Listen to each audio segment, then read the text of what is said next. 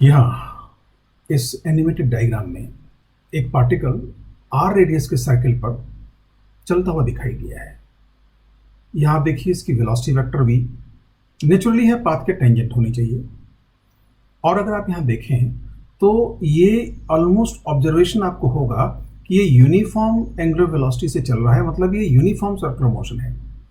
अगर ये uniform circular motion है तो इसकी स्पीड कांस्टेंट होगी, मतलब ये वेलोसिटी का जो रेट वेक्टर है ये आप देखेंगे इसकी लेंथ नहीं बदल रही है। क्या चेंज हो रहा है?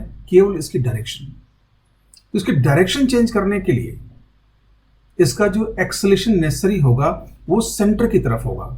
ये बात हम आज एक्सप्लोर करेंगे कि सेंटर की तरफ क्यों होगा। और इस एक्सेलेरेशन को आप बहुत अच्छे से जानते हैं, इसका नाम है सेंट्रीपिटल एक्सेलेरेशन। इसको आज हम एक और नाम देंगे, जो लिटरेचर में जिस नाम से भी इसको जाना जाता है वो है नॉर्मल कंपोनेंट ऑफ एक्सेलेरेशन, क्योंकि ये कंपोनेंट पाथ के नॉर्मल है, मतलब पाथ के परपेंडिकुलर है।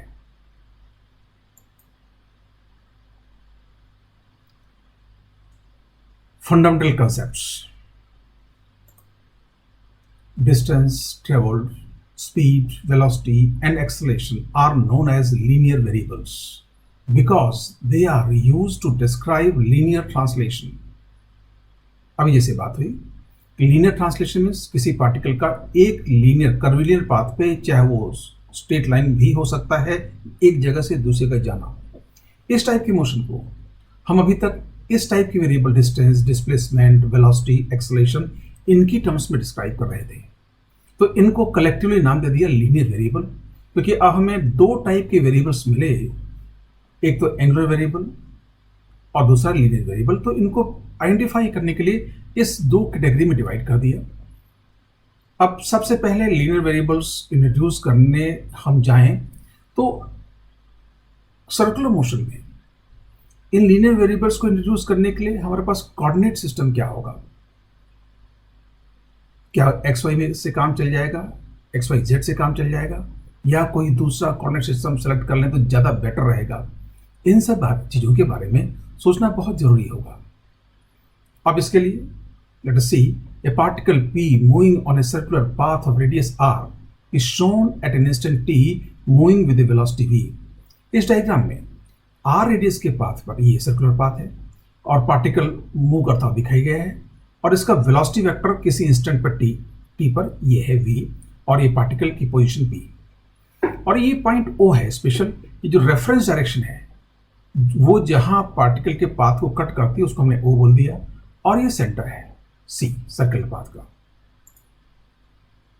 Its position can uniquely be defined either bye its position vector r or by angular position theta or by an arc length s measured from a fixed point O on the path।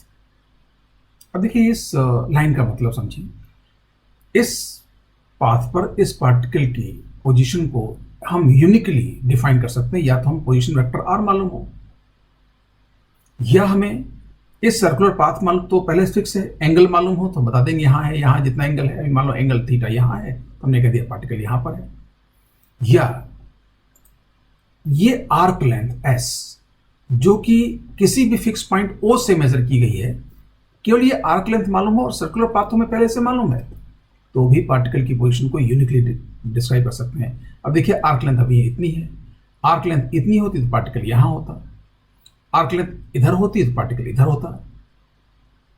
तो ये arc length भी एक अलग type का coordinate हमें मिला। अब अगर इसको ध्यान से देखें तो ये लगभग वैसा ही है जैसा रेक्टिलिनियर मोशन में पोजीशन कोऑर्डिनेट x था, उसको भी किसी फिक्स पॉइंट O, इसको ओरिजिन बोलते थे, मेजर करते थे, और वो पाथ के अलोंग हुआ करता था। डिफरेंस इतना सही है कि वहां ये पाथ स्ट्रेट लाइन होता था, यहां ये पाथ सर्कुलर है। Now you can see here arc coordinate. अभी जो s है इसको हम एक स्पेशल कोऑर्डिनेट सिस्टम, एक कोऑर्डिनेट मिला, इसको हम बोल देंगे आर्क कोऑर्डिनेट, क्योंकि ये आर्क लेंथ है। If a fix point on the circular path is assumed to be the origin and the circular path to be the only axis, the arc length from the origin to the position of the particle is known as arc coordinate. अब हम circular path पर कोई एक fix point ले लें जिसको origin zoom कर लें और सर्कुलर पाथ को अकेली एक एक्सिस मान लें। अब हाँ, एक्सिस स्ट्रेट नहीं है, कर्व लीनियर है। तो पाथ के अलोंग ओरिजिन से पार्टिकल की डिस्टेंस जो होगी उसको हम आर्क कोऑर्डिनेट बोलेंगे। अब देखिए यहां से आप विजुलाइज कर सकते हैं कि अगर पार्टिकल आगे जाएगा तो आर्क एस की वैल्यू बढ़ेगी और एस का D S by D T इसकी वेलोसिटी वेक्टर होगा। पार्टिकल इधर आएगा तो एस की वैल्यू कम होगी, तो D S by D T इसका वेलोसिटी वेक्टर होगा और नेचुरली वो नेगेटिव भी होगा। तो यहाँ एक सिमिलरिटी है, रेक्टिलिनियर मोशन में जो एक्स था वही यहाँ आर्क कोऑर्डिनेट एस काम करेगा, बस डिफरेंस इतना सा होगा कि यहाँ एक्सिस सर्कुलर है। अब ये relation s is equal r theta, अगर हम इस पर ध्यान दें तो we can draw a very important conclusion. बहुत इंपॉर्टेंट बात है, sign of r coordinate is the same as that of the angular position theta. अब देखिए एक तरह से आर कोऑर्डिनेट का साइन प्लस माइनस कैसे डिसाइड करेंगे। अगर एंगुलर पोजीशन हम इधर मेजर करते हैं तो थीटा पॉजिटिव होगा, आर तो कभी नेगेटिव नहीं हो सकता तो एस पॉजिटिव होगा। अगर थीटा इधर मेजर किया तो ये आर ये एंगुलर पोजीशन नेगेटिव हुआ और इधर आर कोऑर्डिनेट नेगेटिव हुआ। अब भी ये बिल्कुल वैसा ही रेक्टिलिनियर मोशन जैसा है। रेक्टिलिनियर मोशन में क्या होता था, ओरिजिन ओ के एक तरफ एक्स की वैल्यू पॉजिटिव और दूसरी तरफ नेगेटिव। ऐसे यहां पर ओरिजिन ओ के एक तरफ एस की वैल्यू पॉजिटिव तो दूसरी तरफ नेगेटिव। डिफरेंस इतना सही है कि वहां एक्सिस हम स्ट्रेट पाथ होता था, स्ट्रेट तो एक्सिस स्ट्रेट लेते थे, यहां पाथ सर्कुलर है तो एक्सिस को हमने सर्कुलर ले लिया। R coordinate is an analogous to position coordinate x in rectilinear motion. जो अभी तक हमने बात की उसको कंक्लूड भी कर दिया कि आर कोऑर्डिनेट एस और रेक्टिलिनियर मोशन का पोजीशन कोऑर्डिनेट एक्स दोनों बिल्कुल एनालॉगस होंगे। तो जैसी मैथमेटिक्स हम एक्स के साथ करते थे वैसे ही मैथमेटिक्स हम एस के साथ कर सकते हैं। अब एक इंपॉर्टेंट टर्म डिस्टेंस ट्रेवल्ड के बारे में सोचिए। डिस्टेंस ट्रेवल्ड जैसे नेचुरल है, कंसेप्ट है path length travelled is distance travelled. The length of the circular path traversed in a time interval is the distance travelled in that time interval. किसी भी time interval में जितना circular path की length ट्रेवर्स की जाएगी उसको हम बोलेंगे डिस्टेंस ट्रेवल्ड।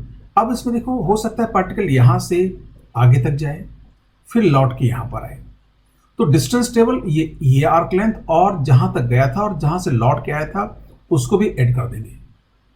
ये बात शो करती है कि डिस्टेंस ट्रेवल्ड और आर्क लेंथ का इक्वल होना जरूरी नहीं है। हाँ, ये बात श्योर है, डिस्टेंस ट्रेवल्ड कभी भी आर्क लेंथ से छोटी नहीं होगी, उससे बड़ी या बराबर हो सकती है।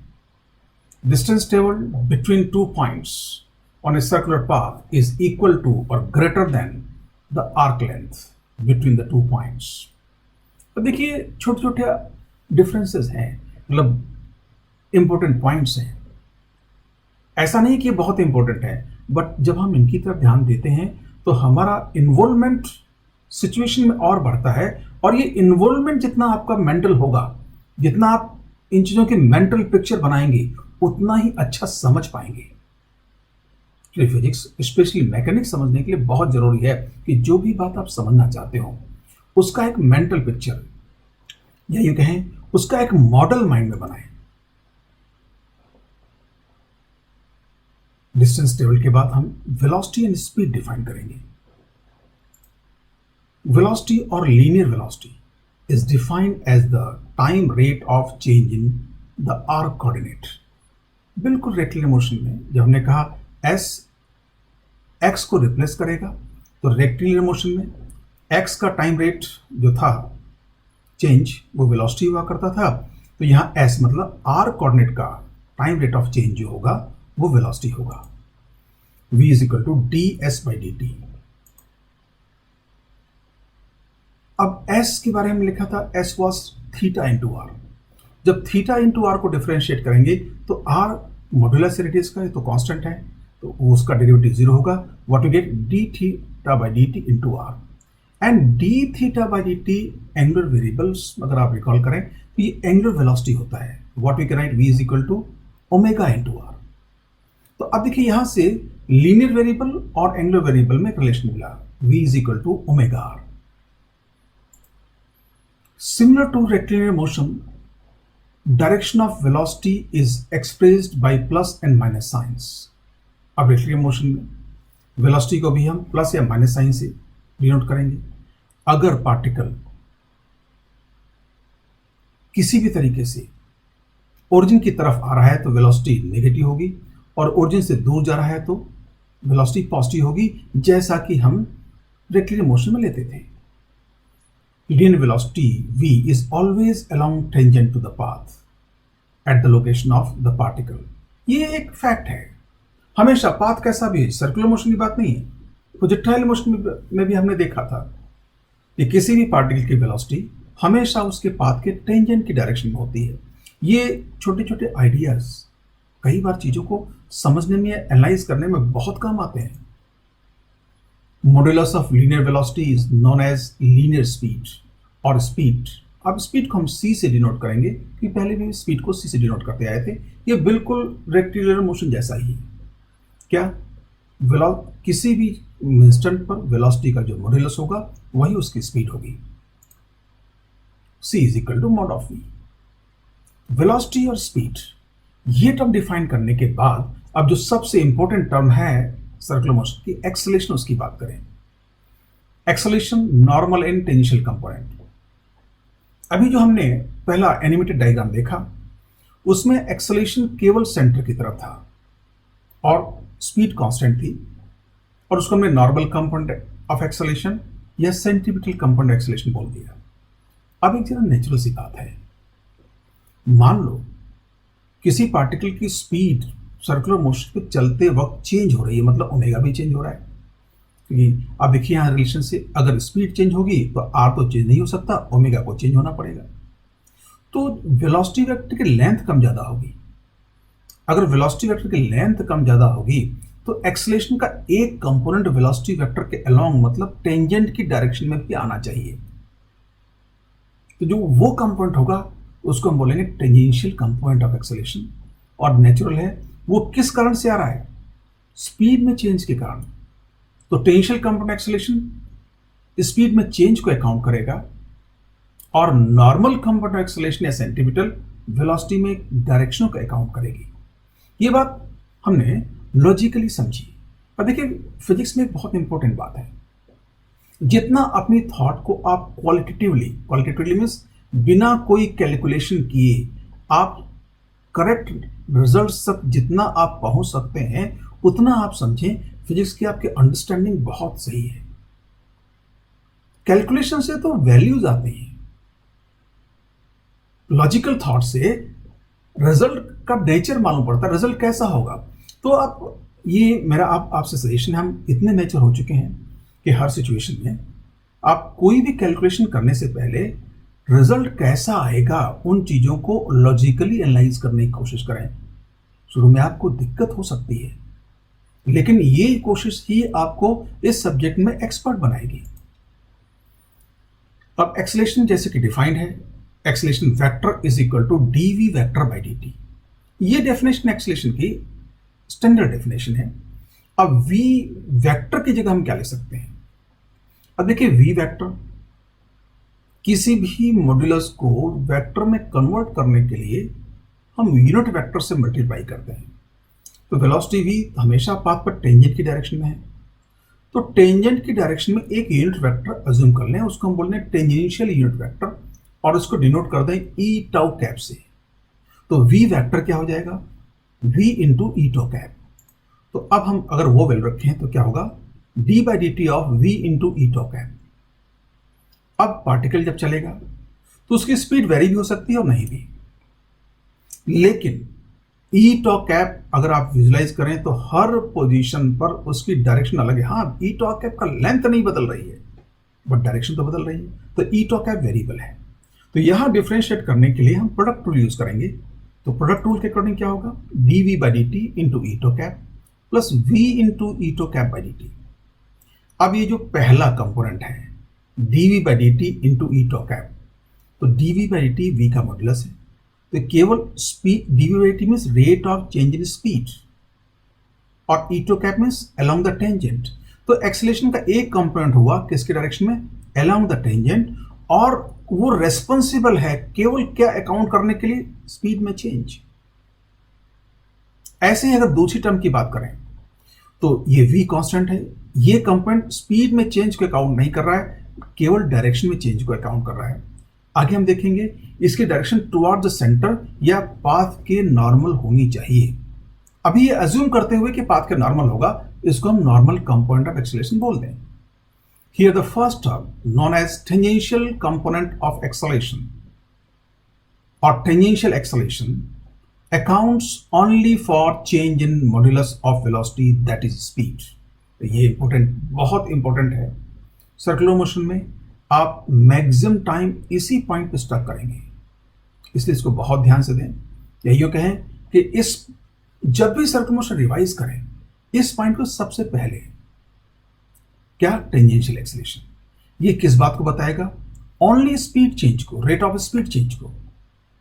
ऐसे ही जो दूसरा कंपोनेंट था normal component acceleration, the second term here known as normal component acceleration और centripetal acceleration accounts only for change in direction of velocity vector.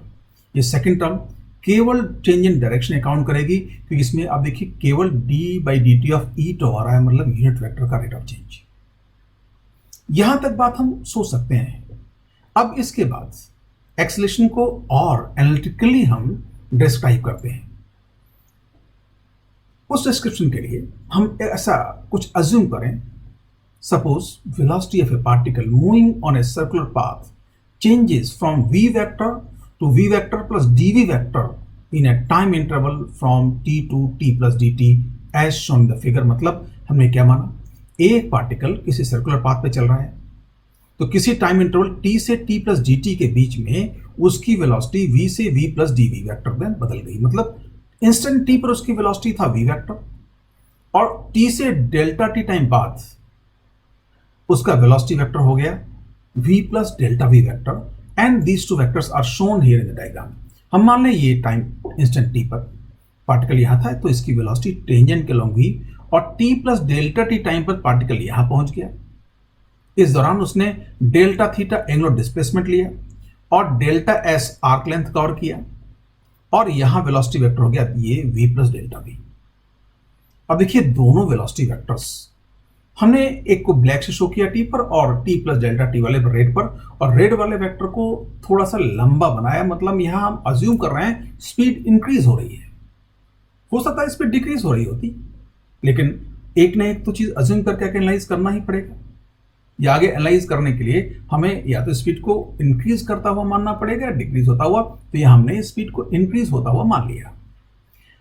अब इसमें एक बात ध्यान से दें, ये रेडियस r और v परपेंडिकुलर होंगे, और यहां ये रेडियस और v plus delta v vector perpendicular होंगे। तो ये बात श्योर है जितने एंगल से रेडियस टर्न करेगी डेल्टा थीटा एंगल से, उतने ही एंगल से वेलोसिटी वेक्टर टर्न करेगा। तो इन दोनों वेलोसिटी वेक्टर इनिशियल और फाइनल के बीच का एंगल भी डेल्टा थीटा होगा। In this interval the particle covers an arc length delta S and N angular span delta theta, and direction of velocity vector changes by angle delta theta. अब देखिए मैं आपको एक और इंपॉर्टेंट बात बताऊं, आप लोग एक अच्छी टेक्स्ट बुक से भी चीज़ों को काफ़ी हद तक समझ सकते हैं। और इस टाइम जब हमारी ऑनलाइन क्लासेस चल रही हैं, ऑफलाइन क्लास हम नहीं ले पा रहे हैं, उस टाइम ये वीडियो लेक्चर्स और आपके पास जो टेक्स्ट बुक्स हैं, you may refer NCERT text books, you may refer Resnick Halliday Krane, और you may refer S C Verma for chapter study. उन बुक्स को पढ़ के भी बहुत सारी बातें समझ सकते हैं, लेकिन उन बुक्स में क्या होता है कि हम पढ़ते चले जाते हैं और कई बार लगता है हमें समझ में नहीं आ रहा है। रीजन क्या होता है, बुक्स में तो इस टाइप से लिखा होता है, एंड यहां आप देखिए delta theta velocity vector change होगा। इसको समझने के लिए हमें इस डायग्राम में एक विजुअलाइजेशन लेना पड़ा, and that is called when you are reading a book please study what is written between two lines. आप सोचेंगे दो लाइन्स के बीच में तो व्हाइट स्पेस होता है, उसमें क्या पढ़ना। मतलब यह हुआ study what is written between two lines, it means आप एक लाइन से दूसरी लाइन पर जाएं या एक सेंटेंस दूसरी सेंटेंस पर जाएं तो बीच में ऑथर ने क्या आइडिया सोचे, उसके माइंड में क्या चल रहा था या सिचुएशन के अकॉर्डिंग क्या हो सकता था, उन चीज़ों को विजुलाइज करें, तब आप चीज़ों को बहुत अच्छा समझ पाएंगे। और इसका एक एडवांटेज भी है। अब देखिए, हम अगर लाइफ में हर चीज़ को एक अपने एडवांटेज में कन्वर्ट करें तो ही एक अच्छी सक्सेस मिलेगी।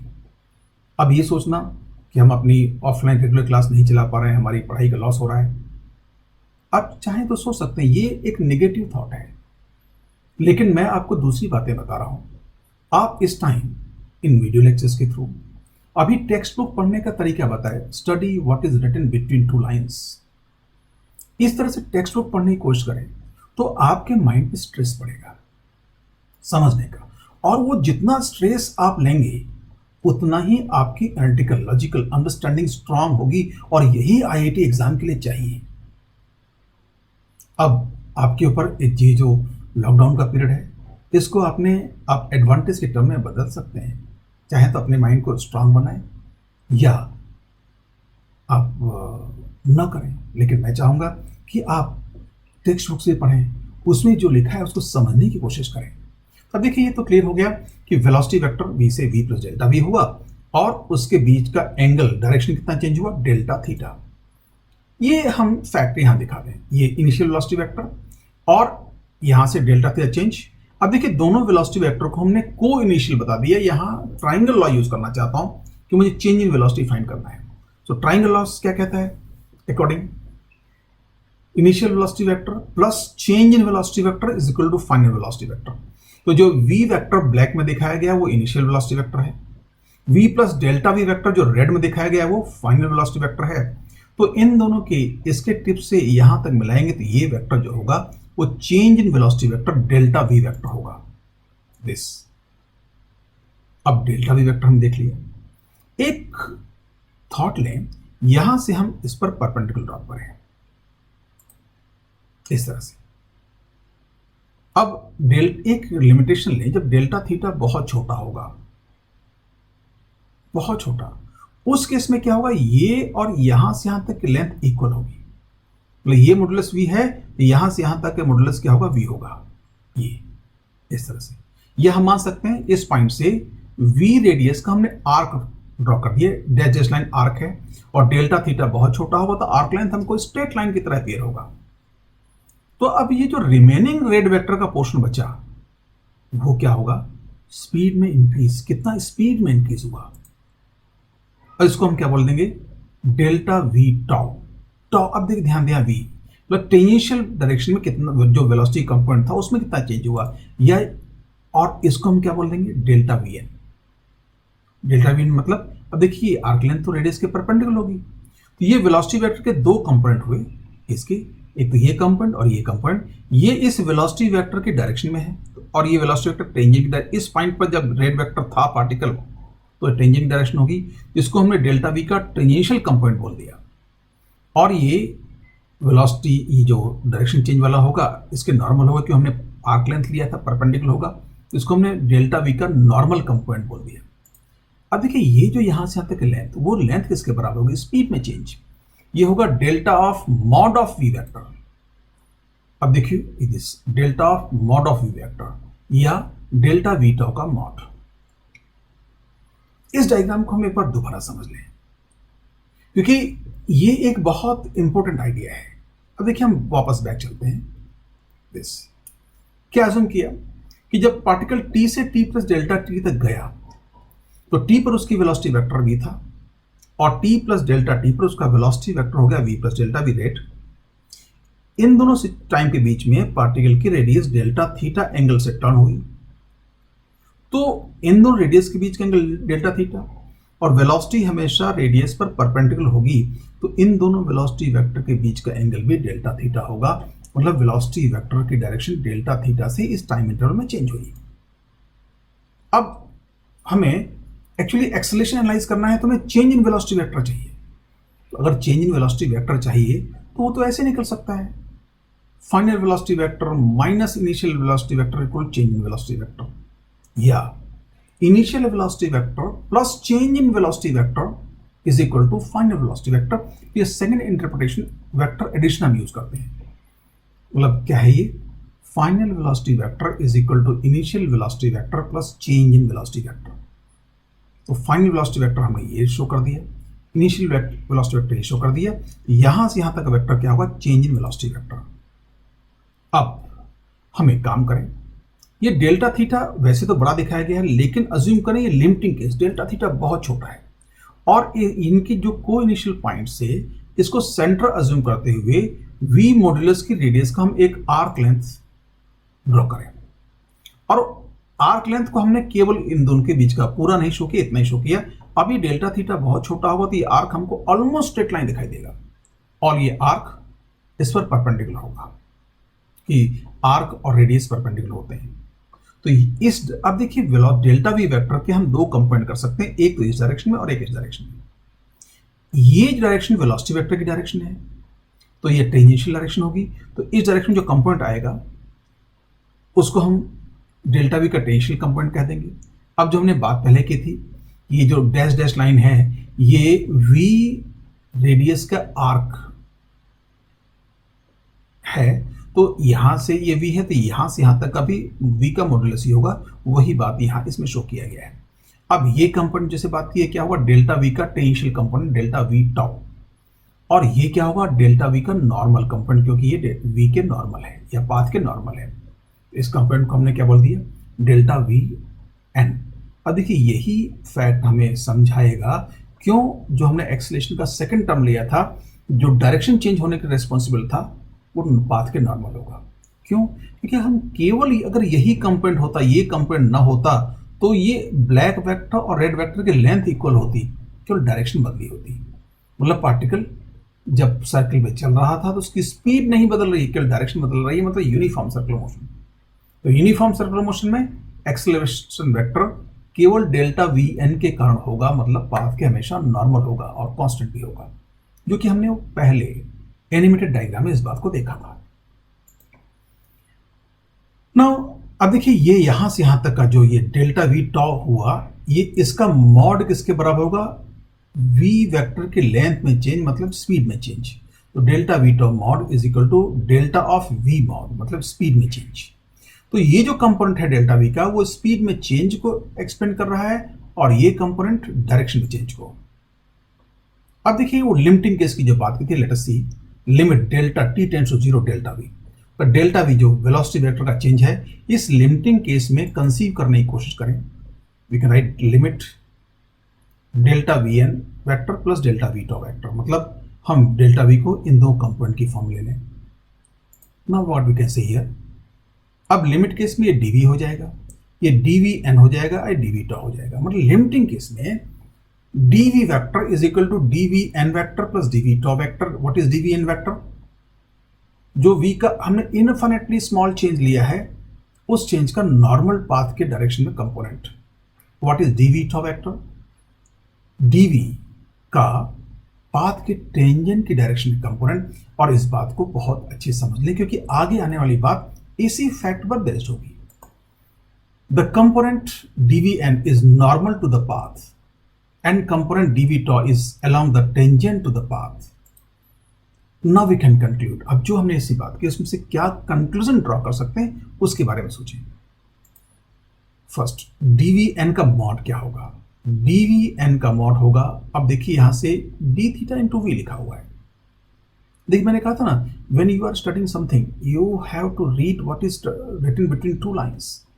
यहां तो आप मेरे साथ हैं, मैं चीजें समझा दूंगा, लेकिन जब आप बुक्स पढ़ते हैं तो भी अगर इस हैबिट को डेवलप कर लें तो आप चीजों को समझना शुरू करेंगे और वो आपके लिए बहुत बड़ा एडवांटेज होगा। ये वो आपकी मेंटल कैपेबिलिटी को इंक्रीज कर रहा है। अब एक बात ध्यान दें, when you are studying book, किसी भी चीज को समझने के लिए आप जितना कम टीचर पर डिपेंडेंट हैं उतना ही आप IIT JEE में अच्छे रिजल्ट की तरफ जा रहे हैं। मीन्स जितना बुक्स में लिखा है वो आप समझें, हम लोग फिर हमारे पास टाइम रहेगा आपकी अंडरस्टैंडिंग को और आगे ले जाने का। अब देखिए ये क्या हुआ, ये भी कहा था ये जो लाइन था ये सर्कुलर आर्क था लिमिटिंग केस में। तो सर्कुलर आर्क लेंथ क्या होती है, रेडियस इंटू एंगल, और रेडियस की वैल्यू क्या है वी, मॉड वी। तो v इंटू एंगल क्या है डी थीटा, तो डी थीटा इंटू वी कर देंगे तो arc length. So now you can got the idea. तो यह हमने क्या यूज किया, arc length is equal to angle into radius. Now just see इसके डेफिनेशन कैसे, how it is defined. Component of dv vector perpendicular to v due to change in direction only. तो ये जो dvn वेक्टर है, जो dv का normal component है, ये केवल डायरेक्शन चेंज के कारण होगा। अब ऐसे टेंशियल कंपोनेंट की बात करें, dv वेक्टर का टेंशियल कंपोनेंट वो dv, हमने क्या d ऑफ v, मतलब ये मॉड को हमने हटा दिया, तो ये क्या होगा d omega into r. How we can write d omega into r, जरा सोचिए, how we can write it to be d omega into r. ये अभी सोचते हैं, लेकिन इसका मतलब जो अभी तक देखा है तो वो तो कंक्लूड कर सकते हैं कि ये डेल्टा वी या dv वेक्टर का वो कंपोनेंट जो टेंजेंट की डायरेक्शन में है और ये चेंज इन स्पीड को बताएगा। अब चेंज इन स्पीड देखिए, कई बार देखो बुक पढ़ते मैं कहा आप ऐसी बातों में स्टक करते हैं, ये यहां से नहीं समझ पा रहा है। तो अभी हमने थोड़ी देर पहले बात की थी v is equal to omega r, यहाँ v क्या था speed v omega into r, r तो बदलेगा रेडियस है, तो dv क्या होगा d omega into r, and from where we can have it is. तो इसको हमने क्या यूज किया, v is equal to what omega into r, उस चीज को हमने यूज किया यहाँ पे। अब देखिए ये जो हमने कंक्लूजन लिया बहुत इंपॉर्टेंट है, एक बार मैं इसको समराइज कर दूं कि किसी भी टाइम इंटरवल dt में सर्कुलर मोशन में पार्टिकल की वेलोसिटी v में चेंज dv लिया हमने, तो उस dv के दो कंपोनेंट होंगे, एक तो वेलोसिटी वेक्टर की डायरेक्शन मतलब टेंजेंट की डायरेक्शन में, और दूसरा पाथ के नॉर्मल। जो टेंजेंट की डायरेक्शन में कंपोनेंट होगा dv टाउ, वो स्पीड में चेंज को अकाउंट करेगा, और जो नॉर्मल की डायरेक्शन में कंपोनेंट होगा dvn, वो केवल डायरेक्शन में चेंज को अकाउंट करेगा। इस एक्सेलरेशन के बारे में आगे जो भी एक्सप्लोर करेंगे इसी फैक्ट पर बेस्ड होगा। एक्सेलरेशन वेक्टर, ये डेफिनेशन बहुत स्टैंडर्ड है, dv vector by dt can be expressed as a is equal to dv vector by dt। तो v वेक्टर हमने क्या लिख लिया, dv को dvn प्लस dv टाउ, तो ये क्या होगा a vector is equal to dvn by dt plus dv tau by dt।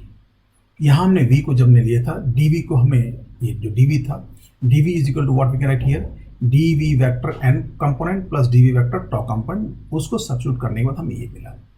अब देखिए ये जो टर्म है पहली d by dt of vn, और ये क्या है dv by dt of v tau, तो इसके बारे में आगे एक्सप्लोर करें। The first and the second terms in the RHS right hand side are known as normal and tangential component of acceleration.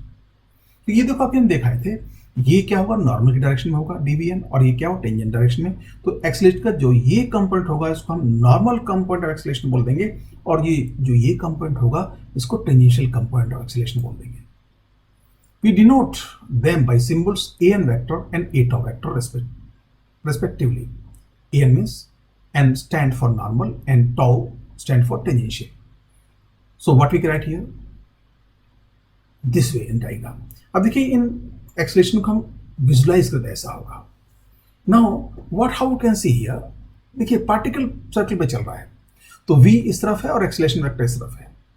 यह एक्सेलरेशन वेक्टर हमने ना तो सेंटर की तरफ लिया और ना टेंजेंट की तरफ, कि हमने मान लिया दोनों कंपोनेंट होंगे।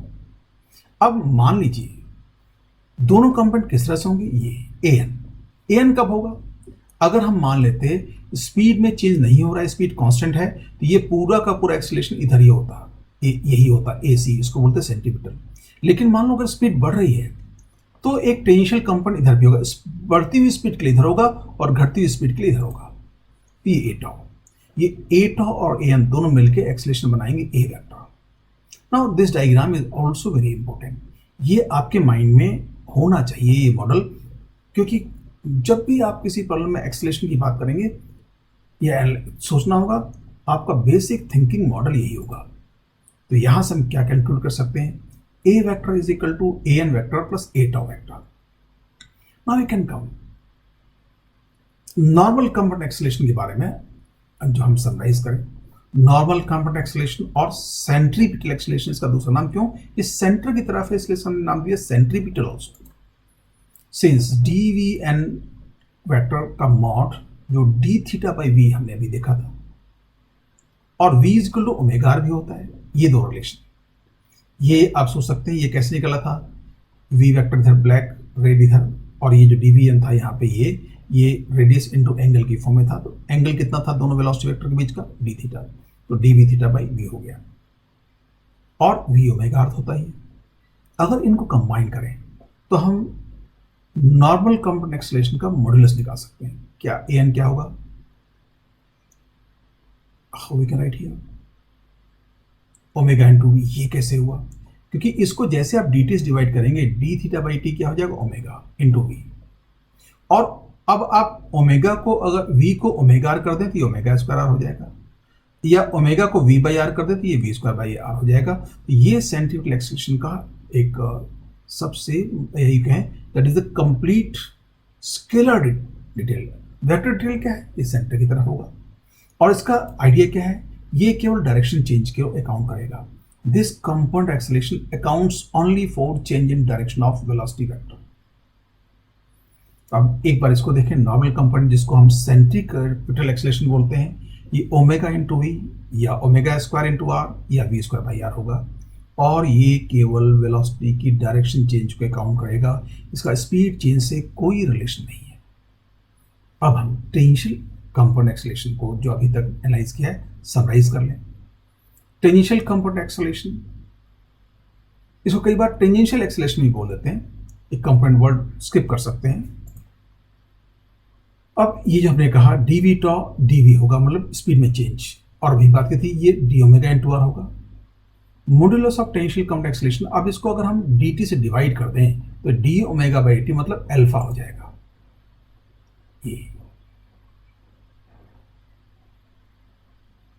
ये तो कुछ अलग बात आ गई। अब देखिए हमने कहा था कि अगर इसको dt से डिवाइड कर दें तो ये अल्फा हो जाएगा, तो a tau alpha into r तो होना भी चाहिए, लेकिन a tau dv by dt भी है। v क्या है, स्पीड, और ये dv बाई dt को हम चैन रूल लगा सकते हैं, dv by ds into ds by t, और ds by t will be again speed, so क्या होगा v dv बाई ds। अब देखिए ये जो रिलेशन है ये बिल्कुल रेक्टेंगुलर मोशन में क्या आया था हमारे पास, a is equal to v dv by dx, उसके एनालॉगस है। तो टेंशियल एक्सेलरेशन के हम जो यूज करेंगे, a tau is equal to dv by t, यहाँ व्हाट इज v स्पीड, या v dv बाई ds, या alpha into r, and what is alpha, angular acceleration. This component of acceleration accounts only for change in speed. It points along the velocity vector. ये हमेशा velocity vector की तरफ रहेगा, मतलब इसकी direction हमेशा velocity vector के लाइन में होगी। अगर velocity स्पीड इंक्रीज हो रही है तो इसकी डायरेक्शन velocity vector की तरफ ही है, अगर स्पीड डिक्रीज हो रही है तो इसकी डायरेक्शन velocity vector के अपोजिट होगी, जो हमने यहाँ देखा था। अगर ये a टॉ इधर होगा तो ये v के लेंथ को कम करेगा। ये हमने एक्सेलरेशन के बारे में चीजों को एक्सप्लोर किया काफी हद तक। अब बात आई linear and angular variables in vector notation. अब देखिए हम जानते हैं डी थीटा वेक्टर है, ओमेगा वेक्टर है, अल्फा वेक्टर है, वी वेक्टर है एंड ए वेक्टर है। तो ए एन भी वेक्टर होगा, ए टॉ भी वेक्टर होगा। तो इनके रिलेशन वेक्टर फॉर्म में अगर हमें कंसीव करने पड़े तो क्या काम करेंगे। अब इसमें सिचुएशन देखें, consider N infinitely small interval from t to t plus dt of a particle moving on a circular path of radius r in the xy plane as shown in the figure. For this part of time, देखो ये जो हमने क्या लिया, अब देखिए हमने xy plane लिया, जो सर्कल हमने ऐसा, तो उसको हमने हॉरिजॉन्टल प्लेन मान लिया। अब पार्टिकल यहां से यहां चल रहा है, किसी पॉइंट टाइम t पर ये थीटा एंगुलर पोजीशन पे था, इसका पोजीशन वेक्टर ये था, और t plus D T time, ये टाइम इनफाइनिटली स्मॉल लिया, एंगल टेंड्स टू जीरो होगा, लेकिन इसको क्लियरली दिखाने के लिए बड़ा दिखाया है, तो ये डी थीटा, यहाँ पोजीशन वेक्टर क्या हो गया, r plus d r vector, और एंगल में चेंज क्या हो गया, dv। अब देखिए ये d, how we can write d r. अब देखिए dr और ds इक्वल होंगे, और ds क्या होगा, यहां से यहां तक का वेक्टर, और ds क्या होगा, d theta cross r। How can think d theta cross r। अब देखिए ds वेक्टर है, d थीटा वेक्टर है, और r वेक्टर है, और हमें मालूम है ds d theta into r होता है। इस रिलेशन को अगर वेक्टर फॉर्म में बदलना है तो क्रॉस प्रोडक्ट ही यूज करना पड़ेगा कि रिजल्ट आपका वेक्टर है। अब क्रॉस प्रोडक्ट में बात आई, we should take R cross D theta और D theta cross R. So here कोई दिक्कत नहीं है, you have to use the right hand rule. अब अगर आप देखिए डी थीटा क्रॉस आर लेते हैं तो अब राइट हैंड के फिंगर्स को आप डी थीटा डायरेक्शन इधर चल रहा है तो डी थीटा इधर होगा, फिंगर्स वैसे करें, और क्रॉस प्रोडक्ट यूज करने के लिए आप फिंगर्स को इधर टर्न करें तो राइट हैंड होगा। तो आप देखिए आपका थंब पीछे की ओर जाएगा, मतलब वेलोसिटी वेक्टर पीछे की ओर ही है, तो इसको जस्टिफाई कर रहा है। या डीएस वेक्टर इस तरफ है या डीआर वेक्टर इस तरफ है, उसको जस्टिफाई कर रहा है। लेकिन अगर आपने आर क्रॉस डी थीटा ले लेते, पहले फिंगर इधर करते राइट हैंड की, फिर थंब उंगलियों की तरफ मोड़ते तो आपका थंब इधर आता, तो ये इसके अपोजिट हो जाता। तो डी आर और डी एस दोनों इक्वल होंगे। क्यों? जब इनफाइनाइटली स्मॉल चेंज है तो ये arc length almost straight line होगा, तो डी आर और डी एस कोइंसाइड करेंगे एंड ये क्या होगा, डी थीटा क्रॉस आर। तो ये ऑर्डर आप यहीं पे कंफर्म कर लें। नाउ अगर इसको हम डी टी से डिवाइड कर दें तो वेलोसिटी मिल जाएगा। What is velocity? D R by D T या D S by D T. यहां आप ध्यान दें, डिफरेंशिएट नहीं किया, ये ऑलरेडी डिफरेंशियल है तो हमने डी टी से डिवाइड किया है। क्योंकि अगर डिफरेंशिएट करते तो यहाँ पे प्रोडक्ट रूल बड़ा अजीब सा होता, डी डी थीटा, तो वहां भी आपको थोड़ा हिचाता, सोचते कुछ गलती कर रहे हैं, बट यहाँ ऑलरेडी डिफरेंशियल है तो हम डी टी से डिवाइड किया। तो डी टी से डिवाइड किया तो डी थीटा को डी टी से डिवाइड करते हैं, we will take meaningful term that is angular velocity, so into cross R. तो D theta by D T को हम ओमेगा से रिप्लेस कर दें, so what you get here, v vector is equal to omega cross r. So that is vector relation between angular velocity, radius vector and linear velocity. v vector is equal to omega cross r. Now for acceleration हम v vector को differentiate करेंगे, क्योंकि आप देखिए यहाँ पे v dv नहीं है, v है तो डिफरेंशियल नहीं है, तो डिफरेंशिएट करना पड़ेगा। और डिफरेंशिएट करेंगे तो आप यहाँ देखिए दो टर्म है ओमेगा क्रॉस r, तो इसमें आप हमें प्रोडक्ट रूल यूज करना पड़ेगा। What will first term, d omega by D T cross r, and second term omega cross dr by dt. So d omega by dt cross r plus omega cross dr by dt.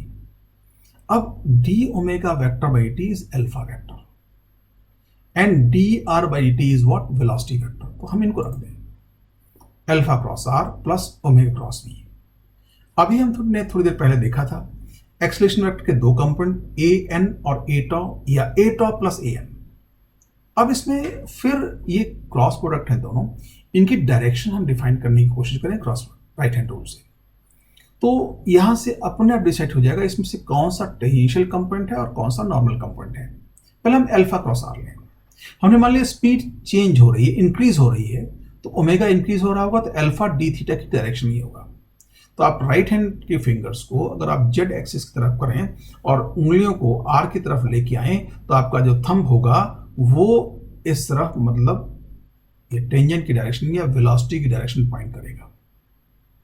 एक बार इसको visualise करें, right hand rule की fingers को हमने ऐसे turn किया सीधा straight, फिर हथेली को हमने इस तरह रखा फेस करते हुए, और तभी अपनी उंगलियों को इधर मोड़े। अब उंगलियों को कर्लिंग किया। अब अपने अंगूठे को देखें, अंगूठा आपको उधर होगा, उधर मतलब ये किस डायरेक्शन में, वेलोसिटी वेक्टर की डायरेक्शन में, टेंजेंट की डायरेक्शन में। तो ये जो पहला कंपोनेंट हुआ ये टेंजेंशियल कंपोनेंट हुआ, दूसरा ऑटोमेटिकली नॉर्मल होगा, लेकिन उसको भी देख लें। अब ओमेगा वेक्टर भी इस तरफ होगा और वेलोसिटी वेक्टर इस तरफ है, मतलब हम वेलोसिटी वेक्टर को हमने इधर मान लिए, तो ओमेगा क्रॉस वी, मतलब ओमेगा से अगर फिंगर्स को इधर टर्न करेंगे तो आपका थंब इधर जाएगा। मतलब अगर यहां करते ओमेगा वेक्टर ऊपर की ओर लेते और वी इधर, तो ओमेगा से राइट हैंड टर्न फिंगर्स की ओर टर्न करते तो आपका राइट हैंड थंब इधर जाता है, मतलब टुवर्ड सेंटर। ये सेंटीमीटर एक्सेलरेशन हुआ है, नॉर्मल कंपोनेंट ऑफ एक्सेलरेशन हुआ। So the term alpha cross r points along the velocity vector and the term omega cross v towards the center.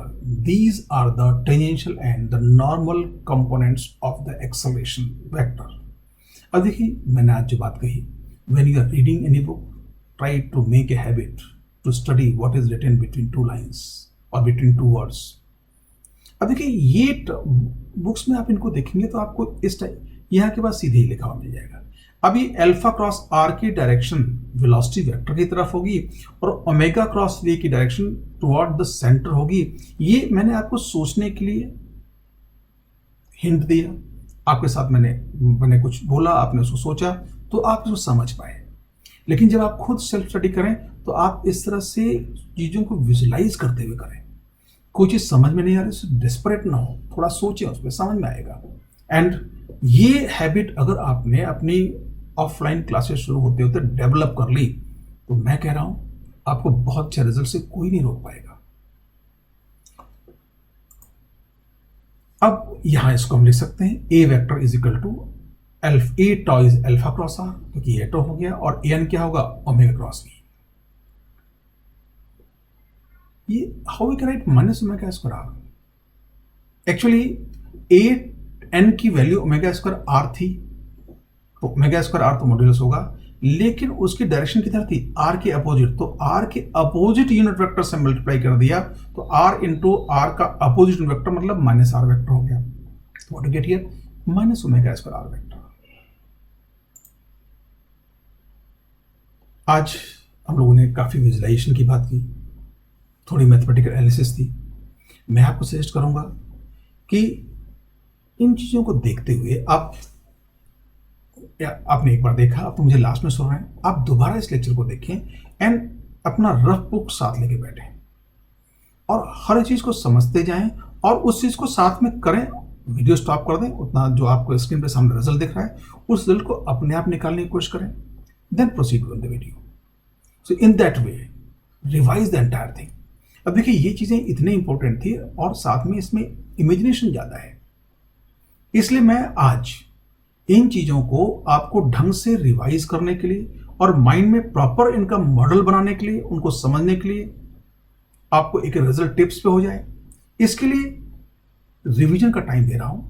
तो जब हम ट्यूसडे को मिलेंगे तो ट्यूसडे को हम इन रिजल्ट्स जो हमने डिस्क्राइब किए इनकी बड़ी एक्सटेंसिव प्रैक्टिस करेंगे पहले, और फिर साथ में हम उसके बाद कुछ ऐसे क्वेश्चंस पे लेंगे जो आज तक हमने सर्कुलर मोशन में सीखा है वो सब अप्लाई हो। मतलब हम इस टॉपिक पर बेस्ड इसको रिवाइज करेंगे शॉर्ट में, इसको जो सीखा है उसको अप्लाई करके देखेंगे, और उसके बाद फिर एक ओवरऑल हम कुछ ऐसे क्वेश्चंस लेंगे जिनमें सारे कंसेप्ट एक साथ लगते हों। तो आज का असाइनमेंट जैसे बात डिस्कस की, revise article 3.6.4 on page number 1.43 and 1.44 of the class notes. जो आपको क्लास नोट्स मिले हैं उसमें से इन दो पेज पर ये आज का डिस्क्रिप्शन लिखा हुआ है, उसको वहां से पढ़ें और ये वीडियो नोट्स देखें, रिवाइज करें। और एक बात मैं बता दूं फिर वापस से, आप वीडियो लेक्चर्स को दोबारा देखें और रफ नोटबुक लेके जितना आपने थोड़ा समझा उसको वापस देख वीडियो स्टॉप कर दें, फिर उसको खुद डिराइव करें। जब वो समझ में आ जाए फिर आगे बढ़ें। इसके बाद हम जैसे बात की, हम will meet on Tuesday for the practice of these things. Thank you very much. Be prepared on Tuesday to learn applications of what we have learned till today. जो आज हम सीखा उन सब की एप्लीकेशंस को सीखने के लिए या करने के लिए आप ट्यूसडे को रिवीजन के साथ तैयार रहें।